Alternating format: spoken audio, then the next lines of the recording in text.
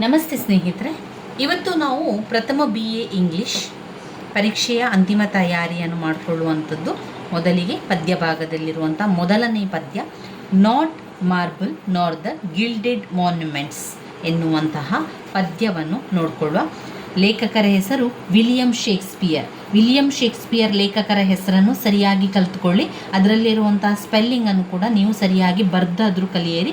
William Shakespeare, William WILLIAM, William Shakespeare, SHAKES, Shakespeare PEARE, Shakespeare. ಈ ಒಂದು ಲೇಖಕರ ಹೆಸರನ್ನು ಸರಿಯಾಗಿ ಕಲ್ತ್ಕೊಳ್ಳಿ. ವಿಲಿಯಂ ಶೇಕ್ಸ್ಪಿಯರ್ಸ್ 2 ಪದ್ಯವನ್ನು ಬರೆದಿದ್ದಾರೆ ಇದರಲ್ಲಿ. ಈ ಒಂದು ಪದ್ಯದಲ್ಲಿ ಒಂದು not marble nor the gilded monuments, ಅಂದರೆ ಅಮೃತ ಶಿಲೆಗಳೆಲ್ಲ, ಅದು ಆ ಒಂದು ಎಲ್ಲವೂ ಕೂಡ ಸ್ವರ್ಣಲೇಪಿತ ಶಿಲೆಗಳು ಅಮೃತ ಶಿಲೆಗಳಲ್ಲ ಎನ್ನುವಂಥ ಅರ್ಥವನ್ನು ಕೊಡುವಂಥದ್ದು.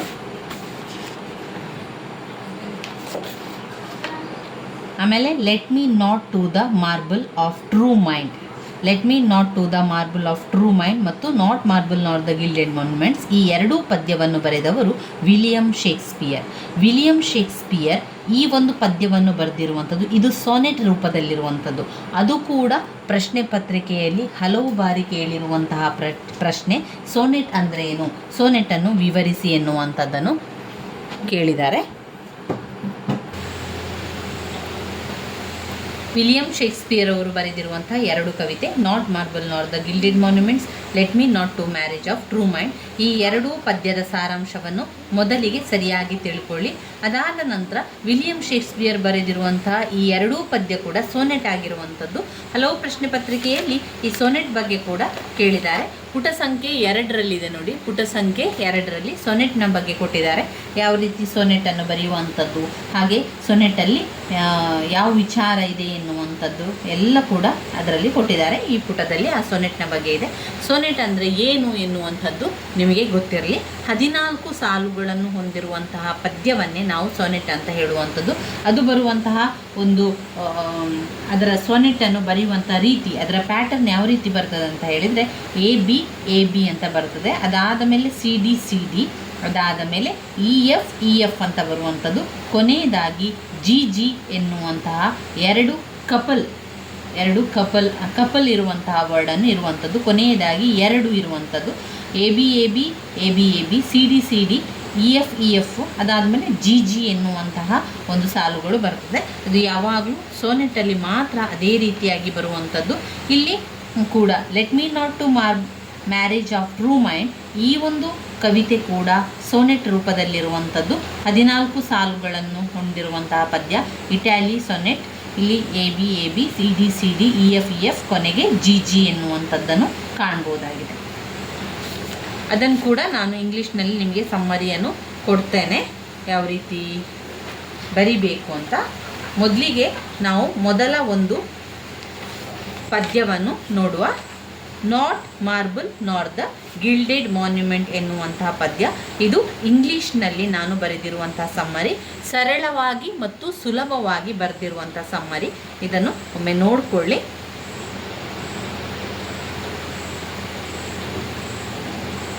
ಇದನ್ನು ನಾನು ನಿಮಗೆ ನಮ್ಮ ಇದರಲ್ಲಿ ಶಾರ್ಟ್ಸಲ್ಲಿ ಸಣ್ಣ ಇದರಲ್ಲಿ ಹಾಕಿರ್ತೇನೆ, ಅದನ್ನು ನೋಡಿಕೊಂಡು ಬರ್ಕೊಳ್ಳಿ, ಅಥವಾ ಸ್ಕ್ರೀನ್ಶಾಟನ್ನು ತೆಗೆದು ಇಟ್ಕೊಳ್ಳಿ ಸ್ನೇಹಿತರೆ.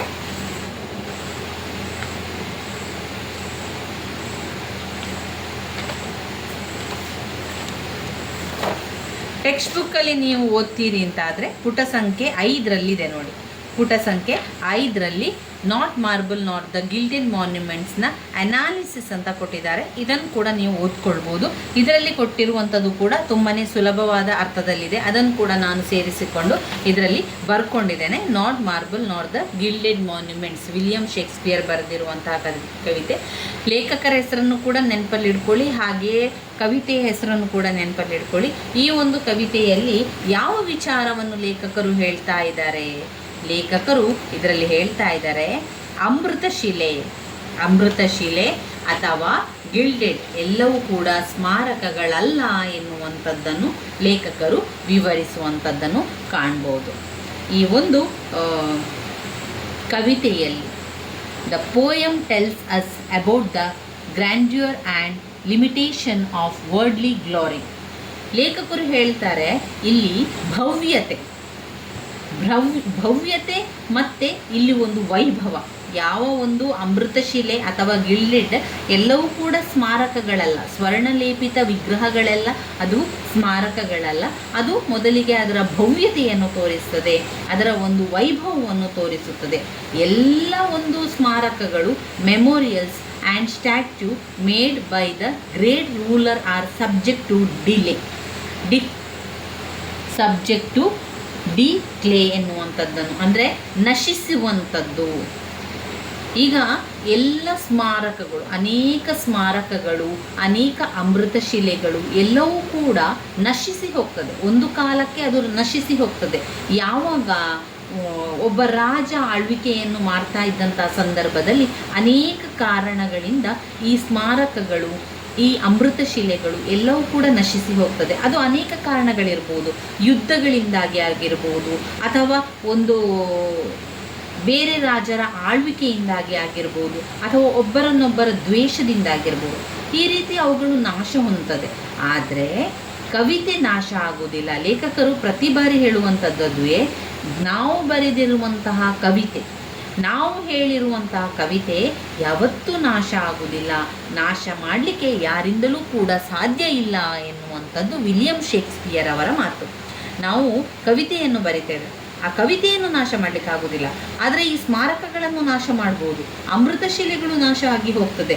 ರಾಜರುಗಳ ಒಂದು ಆಳ್ವಿಕೆಯಲ್ಲಿ ಅದೆಲ್ಲ ಕೂಡ ಬದಲಾವಣೆ ಆಗ್ಬೋದು. ಆದರೆ ಎಷ್ಟೇ ರಾಜರುಗಳು ಬಂದರೂ ಕೂಡ ನಾವು ಬರೆದಿರುವಂತಹ ಕವಿತೆ ಯಾವತ್ತೂ ನಾಶ ಹೊಂದಲಿಕ್ಕೆ ಸಾಧ್ಯ ಇಲ್ಲ. ಅದು ಯಾವಾಗಲೂ ಶಾಶ್ವತವಾಗಿರುವಂಥದ್ದು. ಕವಿತೆಯನ್ನು ನಾಶ ಮಾಡಲಿಕ್ಕೆ ಯಾರಿಂದಲೂ ಸಾಧ್ಯ ಇಲ್ಲ ಎನ್ನುವಂಥದ್ದು. The ruins of time and the agent of downfall damage all such monuments and realize. ಈಗ ಅನೇಕ ಸ್ಮಾರಕಗಳೆಲ್ಲ ಹಾಳು ಬಿದ್ದಿದೆ. ಈಗ ದೇವಾಲಯಗಳಿರ್ಬೋದು, ಸ್ಮಾರಕಗಳಿರ್ಬೋದು, ಅಮೃತಶಿಲೆಗಳಿರ್ಬೋದು, ಇನ್ನು ಈ ಸ್ಟ್ಯಾಚ್ಯೂ ಎಲ್ಲ ಇರ್ತದಲ್ಲ, ಅದೆಲ್ಲ ಕೂಡ ಹಾಳಾಗಿ ಹೋಗಿದೆ. ಅದರ ಅವಶೇಷಗಳು, ಸ್ವಲ್ಪ ಅವಶೇಷಗಳು ಮಾತ್ರ ಇರುವಂಥದ್ದನ್ನು ನಾವು ಕಾಣ್ಬೋದು. Only the great rhymes of the poet and their powerful poetry will survive the destruction. ಇಲ್ಲಿ ತುಂಬಾ ಪವರ್ಫುಲ್ ಆಗಿರುವಂತಹ ಒಂದು ಕವಿತೆ ಇದೆಯಲ್ಲ, ಅದು ಯಾವಾಗಲೂ ಸರ್ವೈವ್ ಆಗ್ತಾನೆ ಹೋಗ್ತದೆ. ಮುಂದಿನ ಪೀಳಿಗೆಗೆ ಅದು ಮುಂದುವರಿತಾ ಹೋಗುವಂಥದ್ದನ್ನು ಕಾಣ್ಬೋದು. This Shakespearean sonnet says that love will remain immortal and the beauty of the poem will live on for ever enshrine in its word. ಇಲ್ಲಿ ಲೇಖಕರು ಹೇಳ್ತಾ ಇದ್ದಾರೆ, ಯಾವತ್ತೂ ನಮ್ಮ ಒಂದು ಕವಿತೆ ಅದು ಅಮರ, ಇಮ್ಮೋರ್ಟಲ್ ಅಂದರೆ ಏನು, ಅಮರವಾಗಿರುವಂಥದ್ದು. ಅದು ಯಾವತ್ತೂ ಅಮರ ಆಗಿರ್ತದೆ, ಅದನ್ನು ನಾಶ ಮಾಡಲಿಕ್ಕೆ ಸಾಧ್ಯ ಇಲ್ಲ. ಯಾವಾಗಲೂ ಅದರ ಬ್ಯೂಟಿ ಹಾಗೇನೇ ಇರ್ತದೆ. ಆ ಪೋಯಮ್ಮಿನ ಬ್ಯೂಟಿ ಯಾವತ್ತೂ ಅದನ್ನು ಬದಲಾವಣೆ ಮಾಡಲಿಕ್ಕೆ ಸಾಧ್ಯ ಇಲ್ಲ ಎನ್ನುವಂಥದ್ದನ್ನು ನೋಡ್ಬೋದು.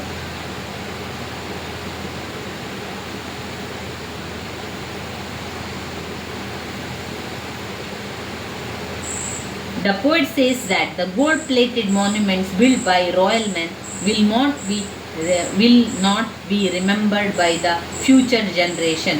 ಈಗ ಒಬ್ಬ ರಾಯಲ್ ಪರ್ಸನ್, ತುಂಬಾ ರಿಚ್ ಆಗಿರುವಂತಹ, ತುಂಬಾ ಹಣ ಇರುವಂತಹ ಒಬ್ಬ ವ್ಯಕ್ತಿ ಒಂದು ಸ್ಮಾರಕವನ್ನು ಮಾಡಿದ್ದಾನೆ, ಗೋಲ್ಡ್ ಪ್ಲೇಟೆಡ್ ಮಾನ್ಯುಮೆಂಟನ್ನು ಮಾಡಿದ್ದಾನೆ ಅಂತ ಹೇಳಿದ ಮಾತ್ರಕ್ಕೆ ಅದು ಹಾಳಾಗದೇ ಇರಲಿಕ್ಕೆ ಸಾಧ್ಯ ಇಲ್ಲ. ಅದು ಅವನು ಯಾವಾಗ ಒಬ್ಬ ರಾಯಲ್ ಪರ್ಸನ್, ಅವನು ಒಬ್ಬ ರಾಜ ಅಂತ ಇಟ್ಕೊಳ್ಳಿ, ಅವನು ಒಂದು ಸ್ಮಾರಕವನ್ನು ಮಾಡ್ತಾನೆ, ಒಂದು ಅಮೃತಶಿಲೆಯಲ್ಲಿ ಒಂದು ಸ್ಟ್ಯಾಚ್ಯೂವನ್ನು ಮಾಡಿ ಇಟ್ಕೊಳ್ತಾನೆ. ಯಾಕೆಂದರೆ ತನ್ನ ಮುಂದಿನ ಪೀಳಿಗೆಗೆ ಅದು ಕಾಣಬೇಕು, ತನ್ನ ಮುಂದಿನ ಪೀಳಿಗೆಗೆ ಅದು ತಿಳಿಬೇಕು ಎನ್ನುವ ಕಾರಣದಿಂದಾಗಿ ಒಬ್ಬ ರಾಯಲ್ ಮ್ಯಾನ್ ಅದನ್ನು ಮಾಡ್ತಾನೆ. ಆದರೆ ಅದು ಫ್ಯೂಚರ್ ಜನ್ರೇಷನಿಗೆ ಬೇಕು ಅಂತ ಹೇಳಿ ಕಾರಣದಿಂದಾಗಿ ಮಾಡ್ತಾನೆ. ಆದರೆ ಅದು ಉಳಿತದೆ ಎಂದು ಹೇಳುವಂತಹ ಒಂದು, ಅದು ನಿಲ್ತದೆ ಅಥವಾ ಉಳಿತದೆ ಎನ್ನುವಂಥದ್ದನ್ನು ಹೇಳಲಿಕ್ಕೆ ಸಾಧ್ಯ ಇಲ್ಲ ಅಂತ ಇಲ್ಲಿ ಲೇಖಕರು ವಿವರಿಸುವಂಥದ್ದು. Through this powerful poetry the poet's beloved soldier referred to as you will also shine for all time to come. ಯಾವಾಗ ಅದು ಒಂದು ಆ ಸಮಯ ಬರ್ತದೆ ಆಗ ಅದು ಶೈನ್ ಆಗ್ತದೆ, ಅದು ಎಲ್ಲರಿಗೂ ತಿಳಿಯುವ ಹಾಗೆ ಆಗ್ತದೆ ಎನ್ನುವಂಥದ್ದನ್ನು ಹೇಳ್ತಾ ಹೋಗ್ತಾರೆ. ಇಲ್ಲಿ ಲೇಖಕರ ಹೇಳುವಂಥದ್ದು, ರಾಜರು ಕಟ್ಟಿರುವಂತಹ ಅರಮನೆಗಳಿರ್ಬೋದು, ರಾಜರು ಕಟ್ಟಿರುವಂತಹ ಮೂರ್ತಿಗಳಿರ್ಬೋದು, ರಾಜರು ಮಾಡಿರುವಂತಹ ಸ್ಮಾರಕಗಳಿರ್ಬೋದು, ಎಲ್ಲ ಕೂಡ ನಾಶ ಆಗ್ತದೆ. ಯಾವುದರಿಂದ? ರಾಜರು ಯುದ್ಧಗಳನ್ನು ಮಾಡ್ತಾನೆ ಇರ್ತಾರೆ. ಆ ಯುದ್ಧಗಳನ್ನು ಮಾಡ್ತಾ ಇರುವಂತಹ ಸಂದರ್ಭದಲ್ಲಿ ಅವರ ಎಲ್ಲ ಒಂದು ಸ್ಮಾರಕಗಳು, ಅರಮನೆಗಳು ಎಲ್ಲವೂ ಕೂಡ, ಮೂರ್ತಿಗಳು ಎಲ್ಲ ನಾಶ ಆಗ್ತಾನೆ ಹೋಗ್ತದೆ. ಆದರೆ ಲೇಖಕರು ಬರೆದಿರುವಂತಹ ಕವಿತೆಯನ್ನು ಆ ಯುದ್ಧದಿಂದ ನಾಶ ಮಾಡಲಿಕ್ಕೆ ಸಾಧ್ಯ ಇಲ್ಲ. ರಾಜನ ಯುದ್ಧದಿಂದ ಅವನ ಕವಿತೆಯನ್ನು ಮುಚ್ಚುಮರೆ ಮಾಡಲಿಕ್ಕೆ ಸಾಧ್ಯ ಇಲ್ಲ. Such fights are destructive for the statue build by the royal man. In this poem, the poet is confident and optimistic. ಈ ಒಂದು ಕವಿತೆಯಲ್ಲಿ ಲೇಖಕರಿಗೆ ಕಾನ್ಫಿಡೆನ್ಸಲ್ಲಿ ಹೇಳ್ತಾ ಇದ್ದಾರೆ, ಅವರು ಧೈರ್ಯವಾಗಿ ಹೇಳ್ತಾ ಇದ್ದಾರೆ, ಅವರು ನಂಬ್ತಾರೆ. ಯಾವುದು ನಾವು ಬರೆದಿರುವಂಥ ಪದ್ಯ, ಅದು ನಾವು ಬರೆದಿರುವಂಥ ಸಾಹಿತ್ಯ, ಕವಿತೆ, ಪದ್ಯ, ಕತೆ ಯಾವತ್ತೂ ಶಾಶ್ವತ. ಅದನ್ನು ಹಾಳು ಮಾಡಲಿಕ್ಕೆ ಯಾವ ಯುದ್ಧದಿಂದಲೂ ಸಾಧ್ಯ ಇಲ್ಲ, ಯಾವ ರಾಜರಿಂದಲೂ ಸಾಧ್ಯ ಇಲ್ಲ. ಇನ್ನು ಅವರು ಹೇಳ್ತಾರೆ, ಈ ಮೂರ್ತಿ ಇದೆಯಲ್ಲ, ರಾಜರು ಮಾಡಿರುವಂಥ ಮೂರ್ತಿಗಳಿರ್ಬೋದು, ಅಥವಾ ಅರಮನೆಗಳಿರ್ಬೋದು, ಅಥವಾ ಸ್ಮಾರಕಗಳಿರ್ಬೋದು, ಅದು ಈ ಗಾಳಿ, ತುಂಬ ಗಾಳಿ ಬಂದಾಗ ಅದರ ಎಲ್ಲ ಕೂಡ ನಶಿಸಿ ಹೋಗ್ತದೆ. ಮಳೆ ಬಂದಾಗ ಅದು ನಾಶ ಹೋಗ್ತದೆ, ಕರಗ್ತಾ ಹೋಗ್ತದೆ.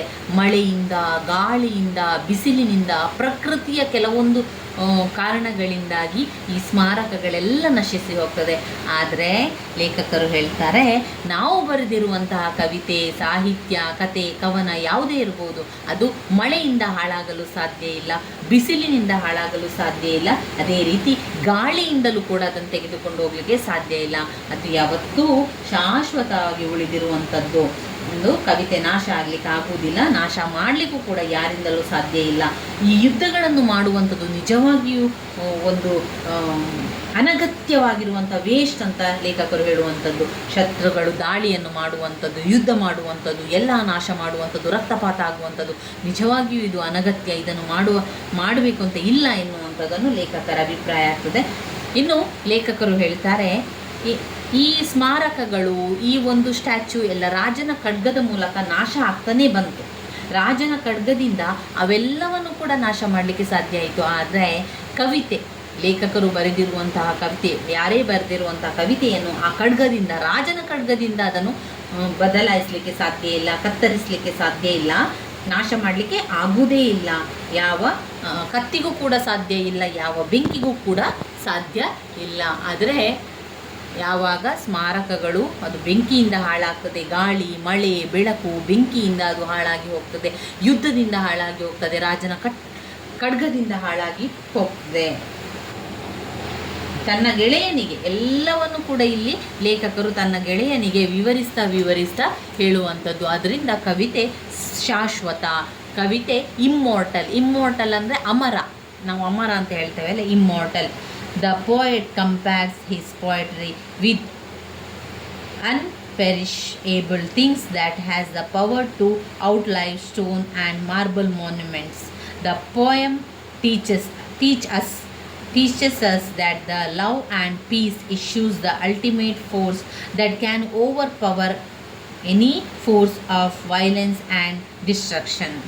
ಇಲ್ಲಿ ನಾನು ಇಂಗ್ಲೀಷ್ ಸಮ್ಮರಿಯನ್ನು ಸುಲಭವಾಗಿ, ಸರಳವಾಗಿ ಬರೆದಿರುವಂಥದ್ದು.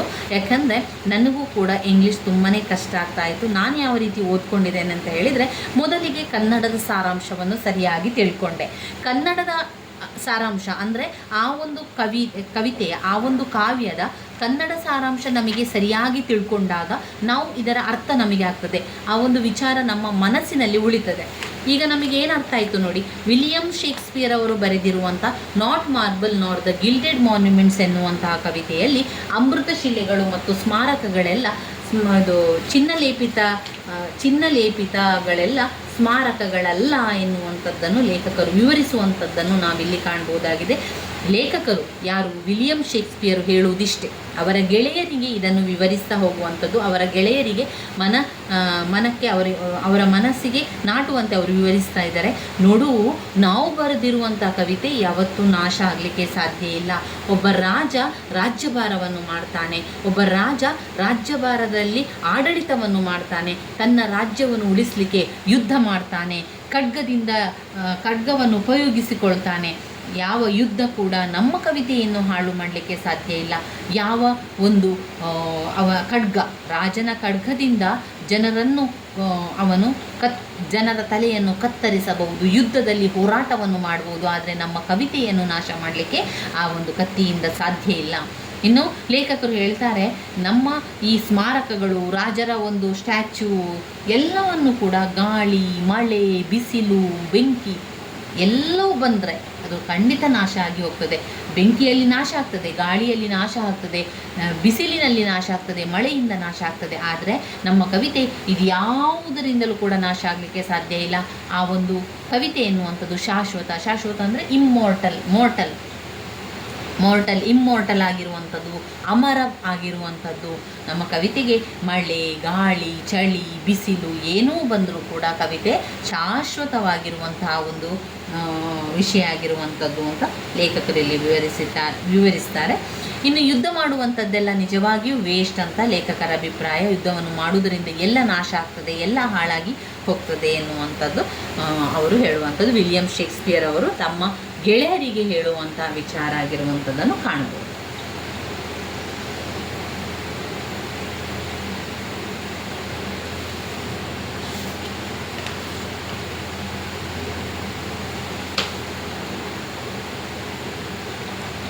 ಸಮ್ಮರಿಯನ್ನು ನೋಡಿಕೊಳ್ಳಿ, ಸುಲಭವಾಗಿದೆ. ಇನ್ನು ನಿಮಗೆ ಇಷ್ಟು ಬೇಡ, ಇನ್ನೂ ಜಾಸ್ತಿ ಬರಿಬೇಕು, ಇನ್ನೂ ಇದಕ್ಕಿಂತ ಹೆಚ್ಚು ನಮಗೆ ಸಮ್ಮರಿ ಬೇಕು ಅಂತಾದರೆ ನೀವು ಗೂಗಲಲ್ಲಿ ಸರ್ಚ್ ಮಾಡಿ ಹಾಕಿ, ನಿಮಗೆ ಎಷ್ಟೋ ಸಮ್ಮರಿಗಳು ಅದರಲ್ಲಿ ಸಿಗ್ತದೆ, ಅದನ್ನು ಓದ್ಕೊಳ್ಳಿ. ಇದು ಇಂಗ್ಲೀಷ್ ಕಷ್ಟ ಆಗಬೇಕಾದವರಿಗೆ, ಇಂಗ್ಲೀಷ್ ಕಷ್ಟ ಆಗ್ತಾ ಇರುವವರಿಗೆ ಇದು ಸುಲಭದಲ್ಲಿ ಸರಳವಾಗಿರುವಂತಹ ಸಾರಾಂಶ ಆಗಿರೋದ್ರಿಂದ ಇದನ್ನು ಓದ್ಕೊಳ್ಳಿಕ್ಕೂ ಕೂಡ ತುಂಬಾ ಸುಲಭ ಇದೆ. ಒಮ್ಮೆ ಕನ್ನಡದಲ್ಲಿ ಏನು ಅಂತ ನಿಮಗೆ ಅರ್ಥ ಆದರೆ ಅದು ಇಂಗ್ಲೀಷ್ನಲ್ಲಿ ಕೂಡ ನಮಗೆ ಅರ್ಥ ಆಗ್ತದೆ. ಇಂಗ್ಲೀಷ್ನಲ್ಲೇ ಬರೀಲಿಕ್ಕೂ ಕೂಡ ನಮಗೆ ತುಂಬಾ ಸುಲಭ ಆಗ್ತದೆ.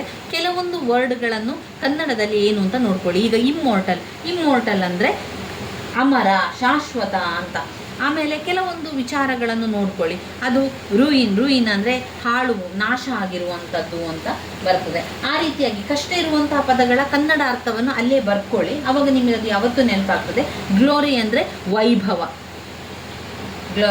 ವೈಭವ, ಗ್ರ್ಯಾಂಡ್ಯೂರ್ ಅಂದರೆ ಭವ್ಯತೆ, ಇದು ಭವ್ಯತೆ ಅಂತ ಹೇಳುವಂಥದ್ದು. ಡಿಕ್ಲೇ ಅಂದರೆ ನಶಿಸಿ ಹೋಗುವಂಥದ್ದು, ಅಂದರೆ ನಶಿಸಿ ಹೋಗುವಂಥದ್ದು.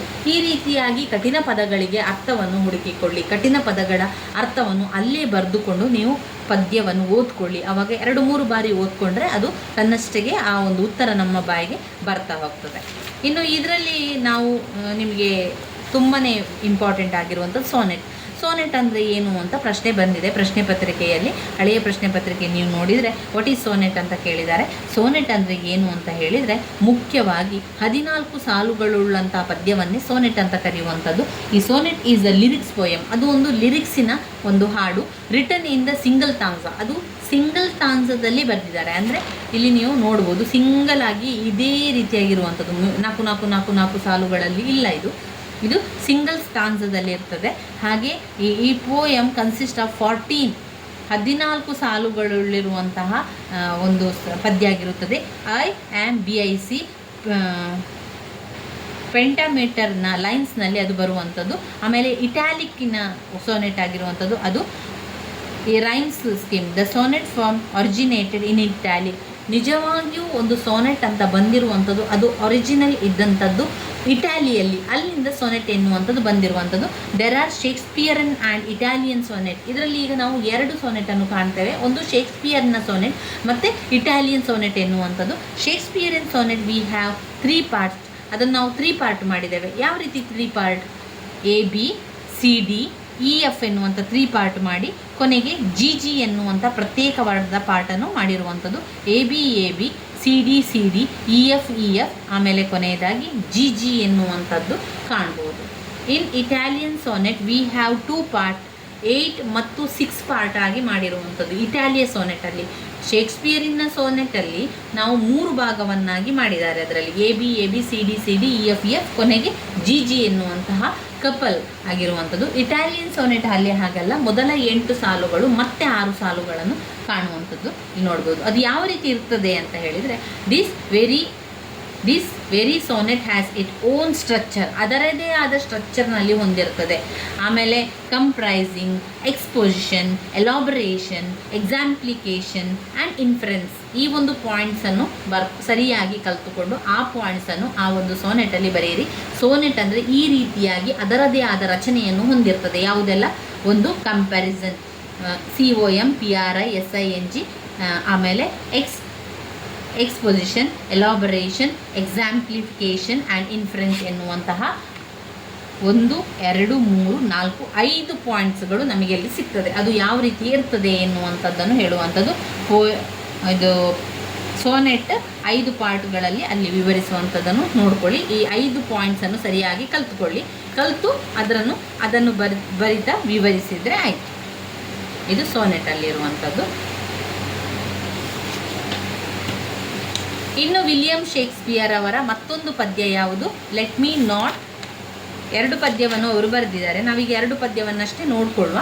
ಮುಂದಿನ ವಿಡಿಯೋದಲ್ಲಿ ಇನ್ನುಳಿದಿರುವಂಥ ಪದ್ಯವನ್ನು ಕೂಡ ನೋಡ್ಕೊಳ್ಬೇಕು. Let me not to the marriage of true mind, ಇದು ಕೂಡ ಸೋನೆಟ್ ಆಗಿರುವಂಥದ್ದು. ವಿಲಿಯಂ ಶೇಕ್ಸ್ಪಿಯರ್ ಬರೆದಿರುವಂತಹ ಈ ಒಂದು ಪದ್ಯದಲ್ಲಿ ಲೇಖಕರು ಏನು ಹೇಳ್ತಾ ಇದ್ದಾರೆ? ಲೇಖಕರು ಹೇಳ್ತಾ ಇದ್ದಾರೆ, ನಿಜವಾದ ಪ್ರೀತಿಯ ನಡುವೆ ಯಾರು ಕೂಡ ಬರಲಿಕ್ಕೆ ಸಾಧ್ಯ ಇಲ್ಲ. ನಿಜವಾದ ಪ್ರೀತಿಯ ನಡುವೆ ಯಾರಾದರೂ ಬಂದರೆ ಅವರನ್ನು ದೂರ ಮಾಡಲಿಕ್ಕೂ ಕೂಡ ಯಾರಿಂದಲೂ ಸಾಧ್ಯ ಇಲ್ಲ. ಒಂದು ವೇಳೆ ನಿಜವಾದ ಪ್ರೀತಿಯ ನಡುವೆ ಯಾರಾದರೂ ಬಂದು ಅವರನ್ನು ದೂರ ಮಾಡಿದ್ದಾರೆ ಅಂತ ಹೇಳಿದರೆ ಅದು ನಿಜವಾದ ಪ್ರೀತಿಯೇ ಅಲ್ಲ ಅಂತ ವಿವರಿಸುವಂಥದ್ದೇ ಮುಖ್ಯ ಆಗಿರ್ತದೆ. ಒಂದು ವಿವಾಹವಾಗುವಂಥದ್ದು ಅಂದರೆ 2 ದೇಹಗಳ ನಡುವೆ ವಿವಾಹ ಆಗಬಾರ್ದು, 2 ಮನಸ್ಸುಗಳ ನಡುವೆ ವಿವಾಹ ಆಗಬೇಕು. ಯಾಕಂದರೆ ಇಬ್ಬರ ಮನಸ್ಸು ಒಪ್ಪಿಗೆಯನ್ನು ಕೊಟ್ಟರೆ ಮಾತ್ರ ಅಲ್ಲಿ ವಿವಾಹ ಕಾರ್ಯ ಆಗಬೇಕು ಅಂತ ಲೇಖಕರ ಅಭಿಪ್ರಾಯ.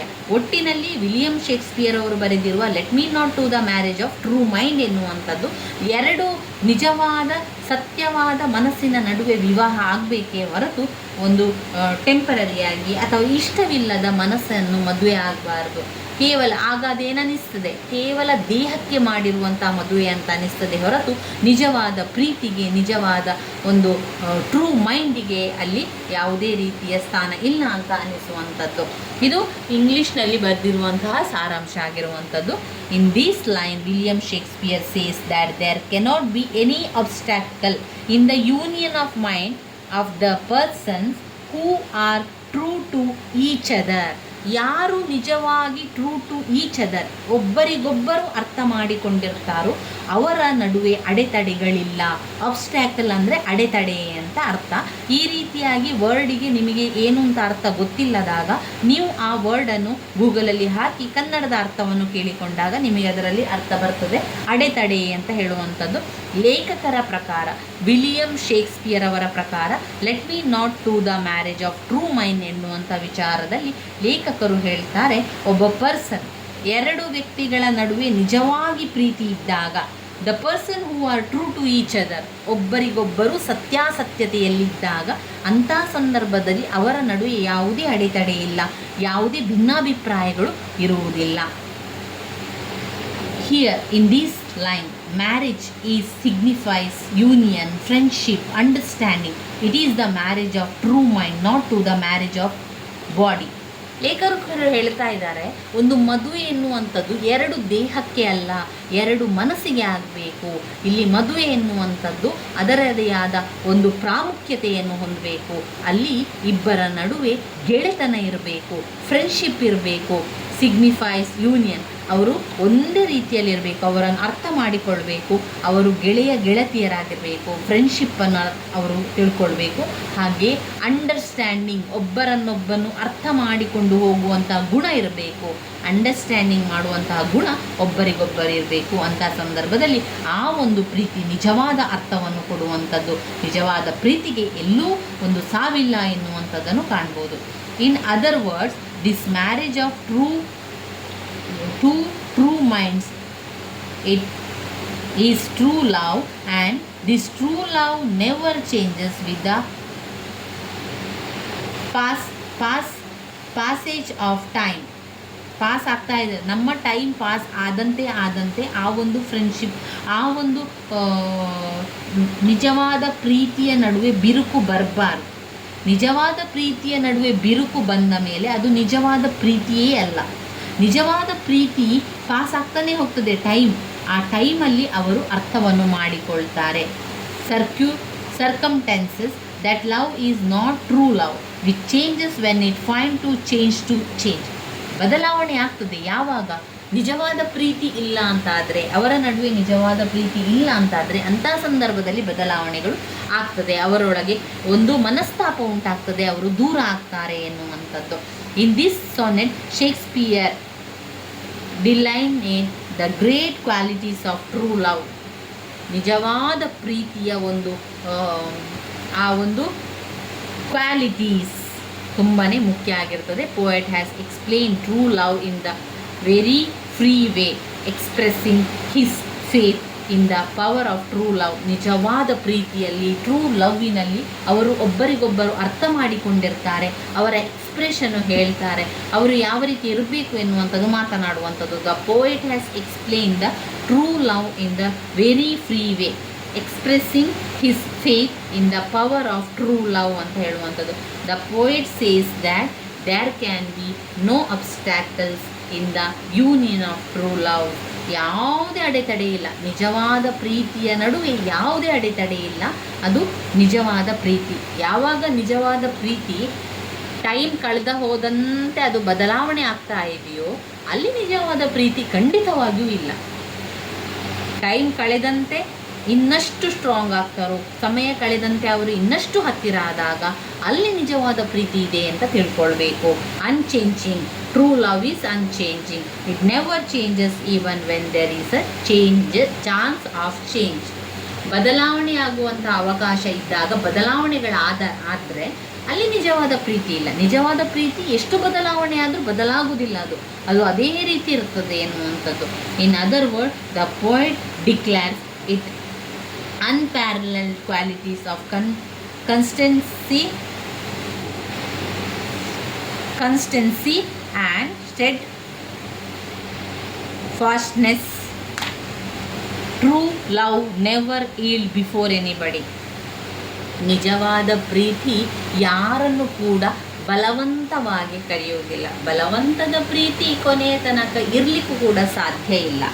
ಇಲ್ಲಿ ಲೇಖಕರು ಹೇಳ್ತಾರೆ, ನಿಜವಾದ ಪ್ರೀತಿ ಎನ್ನುವಂಥದ್ದು ಆಕಾಶದಲ್ಲಿರುವಂತಹ ಒಂದು ಪೋಲ್ ನಕ್ಷತ್ರದ ರೀತಿಯಲ್ಲಿ, ಪೋಲ್ ಸ್ಟಾರಿಗೆ ಅವರು ಉದಾಹರಣೆಯನ್ನು ಹೇಳ್ತಾರೆ. ಪೋಲ್ ಸ್ಟಾರ್ ಅಂದರೆ ಏನು?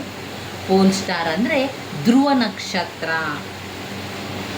ಇಲ್ಲಿ ಲೇಖಕರು ನಿಜವಾದ ಪ್ರೀತಿಯನ್ನು ಧ್ರುವ ನಕ್ಷತ್ರಕ್ಕೆ ಹೋಲಿಸಿದ್ದಾರೆ. ನಿಜವಾದ ಪ್ರೀತಿ ಧ್ರುವ ನಕ್ಷತ್ರ ಯಾವ ರೀತಿ ಯಾವಾಗಲೂ ಶಾಶ್ವತವಾಗಿ ಕಾಣುವಂತಹ ನಕ್ಷತ್ರದಲ್ಲಿ ಅದು ಧ್ರುವ ನಕ್ಷತ್ರ. ಆದ್ದರಿಂದ ಲೇಖಕರು ಹೇಳ್ತಾರೆ, the theme of the poem is truly developed by the comparing the everlasting nature of true love to the sun and pole star. True love is permanent and fixed like the sun and the pole star in the universe. True love is permanent and fixed like the sun and the pole star in the universe. ಇಲ್ಲಿ ಲೇಖಕರು ಹೇಳ್ತಾರೆ, ನಿಜವಾದ ಪ್ರೀತಿ ಅಂದರೆ ಏನು ಅಂದರೆ ಅದು ಯಾವಾಗಲೂ permanent ಆಗಿರುವಂಥದ್ದು, ಅಂದರೆ ಶಾಶ್ವತವಾಗಿರ್ತದೆ, ಅದು ಫಿಕ್ಸ್ ಆಗಿರುವಂಥದ್ದು, ಅದು ಬದಲಾವಣೆಯನ್ನು ಮಾಡಲಿಕ್ಕೆ ಸಾಧ್ಯ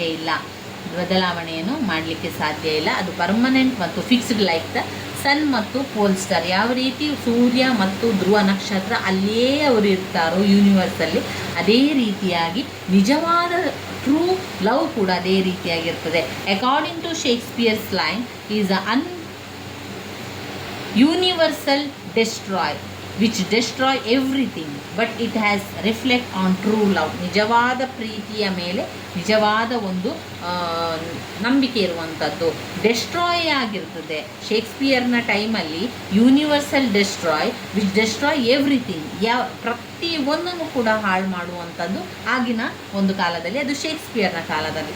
ನಂತರದ ದಿನಗಳಲ್ಲಿ can finish the rosy lips and cheeks of the lady, but true love does not come in the range of time. The depth of love, like full worth and potentiality of the guiding star, can never complete. True love ಅಂದರೆ ಯಾವಾಗಲೂ ಆಧ್ಯಾತ್ಮಿಕತೆಯೆಡೆಗೆ ಹೋಗುವಂಥದ್ದು ಮಾಡಬೇಕು. Love is not of all affected by death, decay and destruction caused by passing of time. On other hand, it remains constant even to the dreadful day of judgment. In the end of the poem makes claim, he asserts that if anybody can prove him wrong, he will admit that he is neither a poet nor has anybody ever loved in this world. The conclude ಏನು ಮಾಡ್ತಾ ಇದ್ದಾರೆ, it can be said that the theme this sonnet has been beautifully and effectively developed. True love is constants, ಅದು constant ಆಗಿರುವಂಥದ್ದು, constant ಆಗಿ ನಿರಂತರವಾಗಿರ್ತದೆ, immortal ಆಗಿರ್ತದೆ. ನಿಜವಾದ ಪ್ರೀತಿ ಎನ್ನುವಂಥದ್ದು ಅಮರ ಆ್ಯಂಡ್ ದ ಸೋರ್ಸ್ ಆಫ್ ಮೂಲ guidance of the lovers in life. ಇವಿಷ್ಟು ನಮ್ಮ let me not to marriage of true ಮೈಂಡ್ನ ಇಂಗ್ಲೀಷ್ ಸಮ್ಮರಿ ಆಗಿರುವಂಥದ್ದು. ಸರಿಯಾಗಿ ನೋಡ್ಕೊಳ್ಳಿ, ಹಾಗೆ ಅದನ್ನು ಕಲ್ತ್ಕೊಳ್ಳಿ. ನೀವು ಬೇರೆ ಸುಲಭವಾಗಿರುವಂಥದ್ದು ಇದೆ ಅಂತ ಹೇಳಿದರೆ ಬೇರೆಯನ್ನು ಕೂಡ ನೋಡ್ಕೊಳ್ಬೋದು.